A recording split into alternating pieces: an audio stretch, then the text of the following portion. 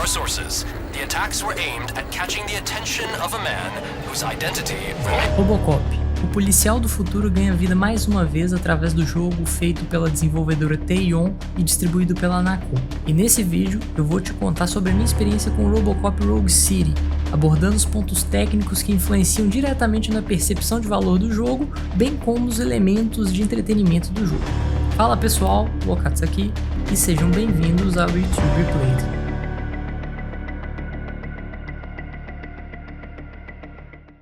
Antes de entrar no tema desse vídeo, se você puder e quiser dar like nesse vídeo e se inscrever no canal, esse apoio é muito bem-vindo. Antes de mais nada, é importante ressaltar que esse jogo não foi feito por uma grande desenvolvedora, logo, o orçamento disponível claramente foi mais restrito do que o orçamento de um AAA. Isso não é isento do compromisso de fazer uma entrega de qualidade para seus clientes, que somos nós os players, mas é importante ter isso em mente na hora da avaliação para podermos ponderar o que é falta de qualidade e o que é limitação técnica orçamentária, sabe? Dessa forma, é possível ter uma percepção de valor mais assertiva, uma vez que essa percepção de valor vem da nossa capacidade de identificar e cruzar os benefícios encontrados em um produto ou serviço com o valor cobrado.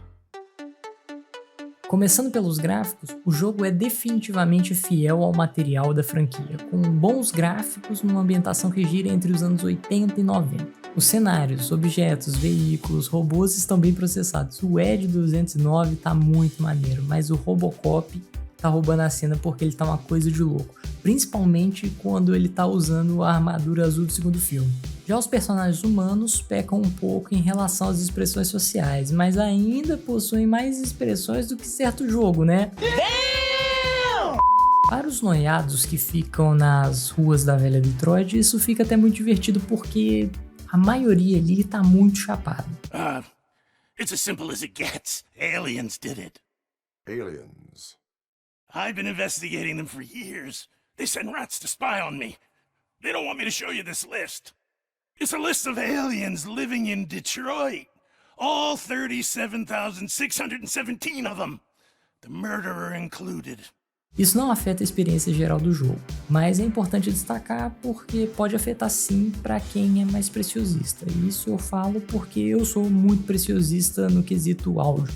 Um ponto que se mostrou problemático foi o pós-processamento do jogo, além de um Ray Tracing mal otimizado. O pós-processamento é um processo de aplicar filtros e efeitos à imagem em um jogo. Nesse processo, a imagem do jogo é renderizada, entretanto, antes de ser enviada para o monitor, ocorre um outro processamento de renderização sobre a imagem original, sendo assim aplicado vários efeitos e filtros diretamente sobre ela. Com esse conceito em mente, durante o jogo, mesmo rodando em uma RTX 4080, houveram várias pequenas falhas, os famosos glitches que foram aparecendo com mais frequência ao longo do jogo, o que fica bem evidente no episódio 8, onde em alguns momentos é possível ver partículas literalmente cortando a tela de ponta a ponta. Além disso, o Ray Tracing e os reflexos de luzes em ambientes fechados apresentaram problemas, o que fazia com que os reflexos ficassem piscando o tempo todo. Os produtores já têm conhecimento disso, tanto que saiu um patch focado nisso. Afeta o jogo? Não, mas como eu disse, pode afetar sua percepção de valor do jogo. Uma coisa que me chamou a atenção por ter sido, ao meu ver, mal feita, foi a programação de certas interações e diálogos ao longo do jogo. Em diversos momentos em que você interage com algum NPC, ele irá soltar um diálogo pré-definido, que é padrão. Contudo, durante essas interações, mesmo se você virar as costas e for embora, a legenda continua comendo solta. Evening, officer. Who's a debt collector? Why can't I open the door for him? Dad, tell me the truth. Are we poor? Dad? Dad? I'm tired of your kids asking annoying questions.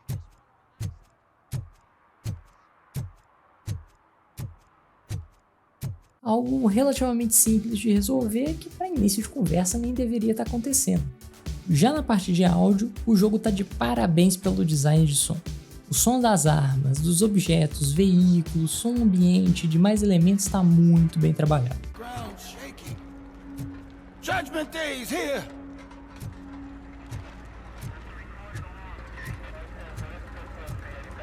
Hey, handsome, we're here for the show. Go get him, Robo.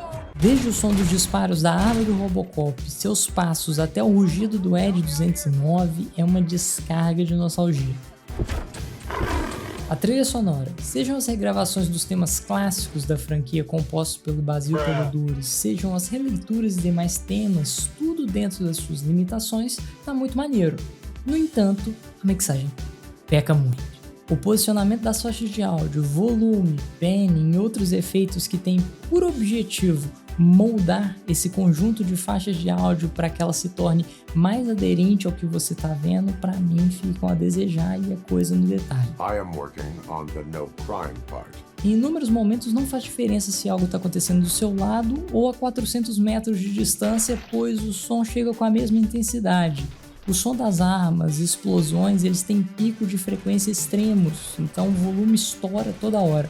Coisa que pode ser facilmente resolvida com equalização, ajuste de filtro, volume, coisa que é o trabalho da mixagem. Foi exatamente isso que eu tive que fazer com o áudio da série para que ele continuasse imersivo, mas sem espancar os seus ouvidos. Na prática afeta a jogabilidade? Não, porque quando isso acontece você está muito focado na ação, está focado em tiro, explosão, é mais preciosismo da minha parte, o que trabalha com áudio há mais de 10 anos.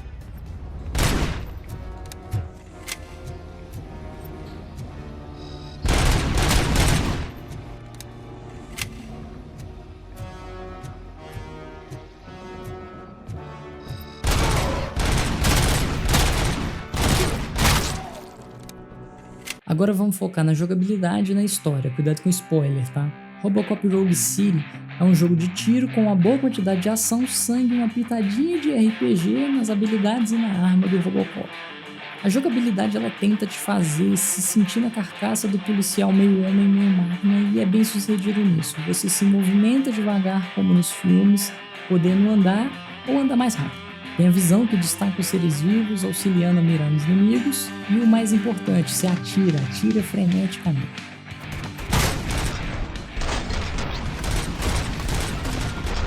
Ao longo da sua progressão no jogo, você vai acumulando experiência através da conclusão das missões e vai ganhando pontos de habilidade para serem aplicados na sua árvore de habilidades.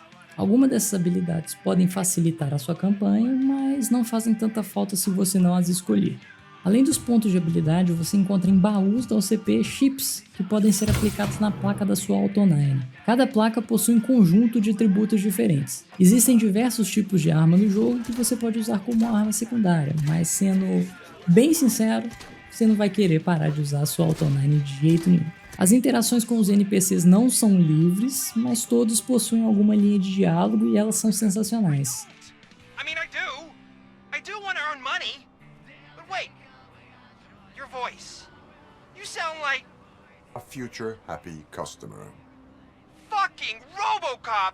You want to bust me? Why don't you do a better job of finding guys who vandalized phone booths? Desde moradores de rua falando de bolsa de valores, traficantes discutindo economia de mercado, bandidos que se entregam para pegar a recompensa, essas interações são muito divertidas e te fazem se sentir nos filmes da franquia. You're selling our product at half price. That makes my customers complain about my prices. It ain't nice, Maurice! Maybe you think that building a customer base by selling your product under its manufacturing costs is a good idea. Under what? But it's not. Such practices are spoiling the market. It's been proven time and time again that such action leads to a reduction of future demand, yours included. Antitrust laws are there for a reason. Shit, Maurice! All we want to say is that you violate the basic rules of the market with your predatory pricing. We can't just go along with that. It's unfair and unethical. Not to mention illegal. No quesito exploração, você pode ir durante as missões de rua, pois o mapa não é muito grande. Mesmo assim, os cenários que ficam mais conhecidos através dos filmes estão todos lá. De modo geral, a jogabilidade me agradou bastante, eu me diverti muito porque explodir os inimigos na bala é muito satisfatório. Now, you leave. Bitches, come! Agora vamos de história. Desde o início da franquia Robocop, com o primeiro filme feito pelo gênio da violência Paul Verhoeven em 1987, foram produzidos 9 jogos no total, incluindo Robocop Rogue City. A história do jogo acontece entre os eventos do Robocop 2 e 3. O jogo conta com uma nova história, mas faz uso de eventos do Robocop 1 e 2 e encerra conectando com o início do Robocop 3. Contudo, pode-se dizer que o corpo e alma do jogo estão diretamente ligados ao primeiro filme. A história retrata a chegada de um novo figurão na velha Detroit que começa a estimular o caos, fazendo com que a criminalidade escale. Além disso, há o projeto da OCP para a construção de Delta City, que ameaça a existência da velha Detroit e de seus moradores. O Robocop, como sempre, acaba envolvido nessa confusão. O jogo conta com a atuação do Peter Weller, o Robocop original, dando voz mais uma vez ao policial do futuro. Who I have always been. Ainda bem que ficaram mais perto do Robocop 2 do que do 3, porque o 3, vamos combinar que foi uma tragédia de tão feio. O jogo faz um excelente trabalho na fidelidade aos primeiros filmes e na nostalgia, o que é perceptível pelos personagens. Personagens clássicos voltam às telas, tais como o Sargento Reed, Annie Lewis, o parceiro do Murphy, o âncora do jornal Casey Wong e o CEO da OCP, o Velho.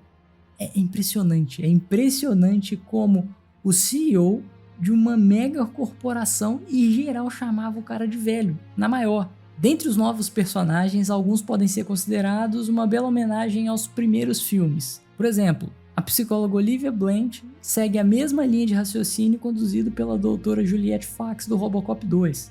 Max Becker e seu comportamento fanfarrão e folgado é claramente um tributo a Bob Morton, que também era o chefe dos conceitos de segurança da OCP no Robocop 1. O principal antagonista do jogo, o novato, o Wendell Antonowski, suposto irmão do criminoso Emil Antonowski do primeiro filme, também é um chefe do crime, assim como Clarence Boddicker, só que mais cabeludo e elegante.